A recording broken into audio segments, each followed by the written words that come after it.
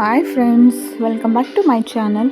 ಇವತ್ತು ನಾನು KFC ಸ್ಟೈಲಲ್ಲಿ ಬದನೆಕಾಯಿ ಹೇಗೆ ಮಾಡೋದ ಅಂತ ಈ ವಿಡಿಯೋದಲ್ಲಿ ನೋಡೋದ. ನಾನಿಲ್ಲಿ ಒಂದು ಬಾಟಲ್ ಬದನೆಕಾಯಿ ತೊಗೊಂಡಿದ್ದೀನಿ. ನೋಡಿ, ಇದನ್ನು ನೀಟಾಗಿ ವಾಶ್ ತೊಳ್ಕೊಂಡು ಇಟ್ಕೊಂಡಿದ್ದೀನಿ. ಈಗ ಇದನ್ನು ಸ್ಲೈಸ್ ಮಾಡ್ಕೊಳ್ಳೋದ.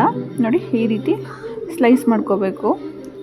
ಸ್ವಲ್ಪ ತಿಕ್ನೆಸ್ ಇರಲಿ, ತುಂಬ ಸಣ್ಣಾಗಿ ಸ್ಲೈಸ್ ಮಾಡ್ಕೊಳ್ಳೋದೇನು ಬೇಡ. ನೋಡಿ, ಈ ರೀತಿ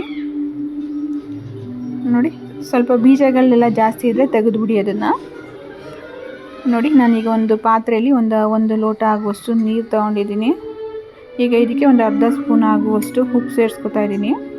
ಇವಾಗ ಸ್ಲೈಸ್ ಮಾಡಿರೋ ಬದನೆಕಾಯನ್ನು ನೀರೊಳಗಡೆ ಮಿಕ್ಸ್ ಮಾಡಿ ಒಂದು 5 ನಿಮಿಷ ನೆನೆಸಿ. ಈಗ ಒಂದು ಮಸಾಲೆ ನೋಡೋದ. ಒಂದು 4 ರಿಂದ 5 ಸ್ಪೂನ್ ಆಗುವಷ್ಟು ಮೈದಾ, ಸ್ವಲ್ಪ ಅಚ್ಚ ಖಾರದ ಪುಡಿ, ಅರಿಶಿನ, ಉಪ್ಪು, ಪೆಪ್ಪರು ಮತ್ತು ಹೋಮ್ ಕಾಳು, ಇದಿಷ್ಟನ್ನು ನೀಟಾಗಿ ಮಿಕ್ಸ್ ಮಾಡ್ಕೊಳ್ಳೋದ. ಈಗ ನಾನಿಲ್ಲಿ ಒಂದು ಕಾರ್ನ್, ನೀವು ಹೇಗಿದ್ರು ಕಾರ್ನ್ ಗೊತ್ತೇ ಇರುತ್ತೆ, ಒಂದು 20 ರೂಪೀಸ್ ಪ್ಯಾಕ್ ಆದರೆ ಸಾಕು. ನೋಡಿ, ಈ ಕಾರ್ನ ತೊಗೊಂಡು ನೀಟಾಗಿ ಪುಡಿ ಮಾಡ್ಕೊಂಡಿದ್ದೀನಿ. ಸ್ವಲ್ಪ ಜಾಸ್ತಿ ಪುಡಿ ಹಾಕೋದು ಬೇಡ, ಒಂದು ಸ್ವಲ್ಪ ಲೈಟಾಗಿ ಪುಡಿ ಮಾಡ್ಕೊಳ್ಳಿ. ನೋಡಿ, ಈ ರೀತಿ ಈಗ ಇದಾಗಿದೆ. ಈಗ ನಾವು ಅರೇಂಜ್ ಮಾಡ್ಕೊಳ್ಳೋದು, ಒಂದು ಬಟ್ಲಲ್ಲಿ ಏನೇನು ಬೇಕು ಅಂತ ನೀಟಾಗಿ ಅರೇಂಜ್ ಮಾಡ್ಕೊಳ್ಳೋದ. ನೋಡಿ, ಒಂದು ಕಪ್ ಆಗುವಷ್ಟು ವಾಟರ್ನ ಒಂದು ಬೌಲಲ್ಲಿ ಇಟ್ಕೊಂಡಿದ್ದೀನಿ. ಡಿಪ್ ಮಾಡೋದಕ್ಕೆ ಒಂದು ಸಿಂಗಲ್ ಪ್ಲೇಟ್ ತೊಗೊಂಡಿದ್ದೀನಿ. ನೋಡಿ, ಈಗ ನಾನು ಫಸ್ಟು ಒಂದು ಸ್ಲೈಸ್ ತೊಗೊಂಡು ಬದನೆಕಾಯ್ದು ಎರಡೂ ಕಡೆ ನೀಟಾಗಿ ಕೋಟಿಂಗ್ ಮಾಡ್ಕೋಬೇಕು. ನೋಡಿ, ಈ ರೀತಿ ನೋಡಿ, ಸ್ವಲ್ಪ ನೀಟಾಗಿ ಕೋಟಿಂಗ್ ಮಾಡಿಕೊಂಡು ನೆಕ್ಸ್ಟ್ ಇದನ್ನು ಸ್ವಲ್ಪ ಇಟ್ಟಿದ್ರೆ ಹೊದ್ರುಬಿಟ್ಟು ನೀರಲ್ಲಿ ಡಿಪ್ ಮಾಡ್ಕೋಬೇಕು. ಈ ನೀರಲ್ಲಿ ಡಿಪ್ ಮಾಡಿದ್ಮೇಲೆ ಮತ್ತೆ ಇದನ್ನು ಕೋಟಿಂಗ್ ಮಾಡ್ಕೋಬೇಕು ಎರಡು ಸೈಡು. ಈಗ ಮತ್ತೆ ಇದನ್ನು ನೀರಲ್ಲಿ ಡಿಪ್ ಮಾಡಬೇಕು. ಈಗ ನೀರಲ್ಲಿ ಡಿಪ್ ಆಗಿದೆ. ಈಗ ಮತ್ತೆ ಎರಡು ಸೈಡು ಕೂಡ ಕಾರ್ನ್ಫ್ಲೇಕ್ಸ್ ಇದೆ ಅಲ್ಲ, ಇದನ್ನು ಎರಡು ಸೈಡನ್ನು ಸ್ವಲ್ಪ ಪ್ರೆಸ್ ಮಾಡಿ ಕಾರ್ನ್ಫ್ಲೇಕ್ಸ್ ಎಲ್ಲ ನೀಟಾಗಿ ಅಂಟ್ಕೊಳ್ಳುತ್ತೆ. ಎರಡು ಕಡೆಯೂ ಇದನ್ನು ಕೋಟಿಂಗ್ ಮಾಡ್ಕೊಳ್ಳಿ. ಈಗ ನೋಡಿ ಯಾವ ರೀತಿಯಾಗಿದೆ. ಹೀಗೆ ಎಲ್ಲವನ್ನು ನೀಟಾಗಿ ಕೋಟಿಂಗ್ ಮಾಡಿಕೊಂಡು ಇಟ್ಕೊಳ್ಳೋದ. ನೋಡಿ, ಇದೊಂಥರ ತುಂಬ ಚೆನ್ನಾಗಿದೆ, ಟೇಸ್ಟು ಕ್ರಿಸ್ಪಿ ಆಗಿ ಬಂದಿದೆ. ಒಂದ್ಸರಿ ಟ್ರೈ ಮಾಡಿ, ಮಕ್ಳಿಗೂ ತುಂಬ ಇಷ್ಟ ಆಗುತ್ತೆ. ಈಗ ಯಾರಾದ್ರೂ ಗೆಸ್ಟ್ ಬಂದರೆ ಕೂಡ ತುಂಬ ಚೆನ್ನಾಗಾಗುತ್ತೆ. ಇದು ಡಿಫ್ರೆಂಟಾಗಿದೆ ಸ್ನ್ಯಾಕ್ಸು. ಈವ್ನಿಂಗ್ ಟೈಮ್ ಅಂತೂ ತುಂಬ ಚೆನ್ನಾಗಿರುತ್ತೆ. ಯಾರೆಲ್ಲ ಬದನೆಕಾಯಿನ ಇಷ್ಟಪಡ್ತೀರಾ ಮತ್ತು ಈಗ ಯಾರು ನಾನ್ ವೆಜ್ ತಿನ್ನಲ್ಲ ಅವರು ಈ ರೆಸಿಪಿನ ಟ್ರೈ ಮಾಡ್ಬೋದು, ಚೆನ್ನಾಗಿರುತ್ತೆ. ನೋಡಿ, ನೀವು ಖಾರ ಏನಾದರೂ ಬೇಕು ಅಂದರೆ ಇನ್ನೂ ಸ್ವಲ್ಪ ಅಚ್ಚ ಖಾರದ ಪುಡಿನ ಆ್ಯಡ್ ಮಾಡ್ಕೋಬೋದು, ಚೆನ್ನಾಗಿರುತ್ತೆ. ನೋಡಿ, ನೀಟಾಗಿ ಡಿಪ್ ಮಾಡಬೇಕು. ನಾವು ಕಾರ್ನ್ಫ್ಲೇಕ್ಸ್ನ ಯಾವ ರೀತಿ ಡಿಪ್ ಮಾಡ್ತೀವಿ ಅನ್ನೋದ್ರ ಮೇಲೆ ಇದು ಕ್ರಿಸ್ಪಿನೆಸ್ ಬರುತ್ತೆ. ಓಕೆನಾ? ನೋಡಿ,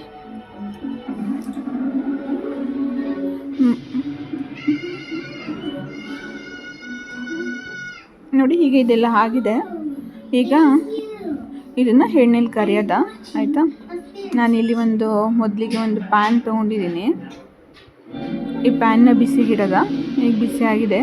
ಈಗ ನಾನಿಲ್ಲಿ ಎಣ್ಣೆ ತೊಗೊಂಡಿದ್ದೀನಿ, ಎಣ್ಣೆ ಹಾಕ್ಕೊತಾ ಇದ್ದೀನಿ. ನೋಡಿ, ಅದು ನಾವು ಇವಾಗ ಡಿಪ್ ಬೇಯಿಸ್ಬೇಕು ಅಂದರೆ ನಾವು ಇದು ಬದನೆಕಾಯಿ ಸ್ವಲ್ಪ ಜಾಸ್ತಿ ಎಣ್ಣೆ ಹಾಕೊಳ್ಳೋದು ಬೇಡ. ಅದು ಮುಳುಗೋದಕ್ಕೆ ಎಷ್ಟು ಬೇಕು ಎಣ್ಣೆ ಅಷ್ಟೇ ಹಾಕೋದು. ನಾನಿಲ್ಲಿ 1/4 ಕಪ್ಪಷ್ಟು ಆಗುವಷ್ಟು ಮಾತ್ರ ಎಣ್ಣೆ ಹಾಕ್ಕೊತಾ ಇದ್ದೀನಿ. ನೋಡಿ, ಇದನ್ನು ಯೂಶ್ವಲಿ ನೀವು ಮನೆಯಲ್ಲಿ ಬಜ್ಜಿ ಬೋಂಡ ಹೇಗೆ ಬೇಯಿಸ್ತೀರೋ ಹಾಗೆಯೇ ಇದನ್ನು ಬೇಯಿಸೋದು. ಜಾಸ್ತಿ ಎಲ್ಲ ಇದನ್ನು ಆ ಕಡೆ ಈ ಕಡೆ ಮಾಡೋದು ಬೇಡ. ಒಂದು ಸೈಡ್ ಬೆಂದಾದಮೇಲೆ ಇನ್ನೊಂದು ಸೈಡ್ ಇದನ್ನು ತಿರುವಾಕಬೇಕು.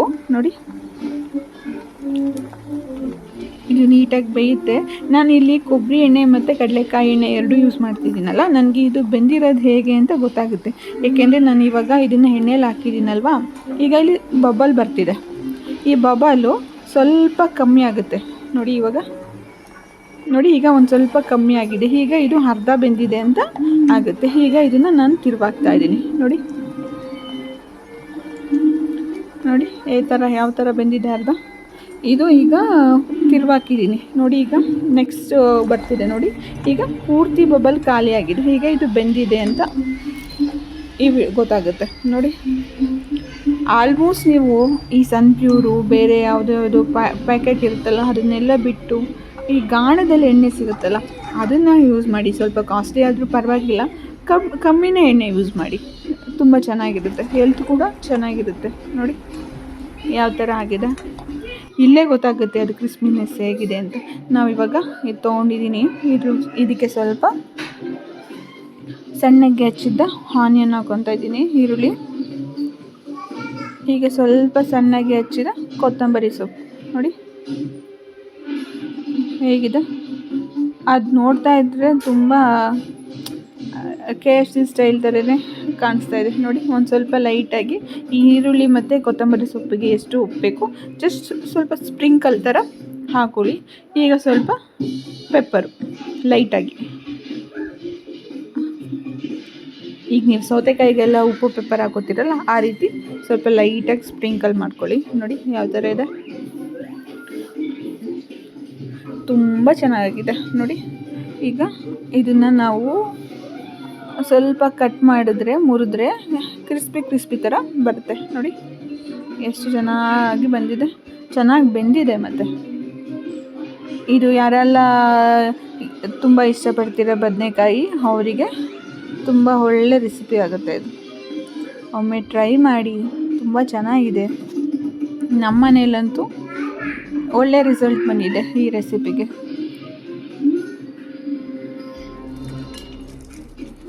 ನೋಡಿ ಹೇಗೆ ಬರ್ತಿದೆ ಸೌಂಡು, ಪರ್ ಅಂತ. ತುಂಬ ಕ್ರಿಸ್ಪಿ ಆಗಿರುತ್ತೆ. ಮತ್ತು ಇದನ್ನು ಬಿಸಿಲೇ ತಿನ್ನಬೇಕು, ಆರಿದ್ಮೇಲೆ ತಿಂದರೆ ಸ್ವಲ್ಪ ಮೆತ್ತೆ ಅನಿಸುತ್ತೆ. Please subscribe my channel. Thank you for the watching.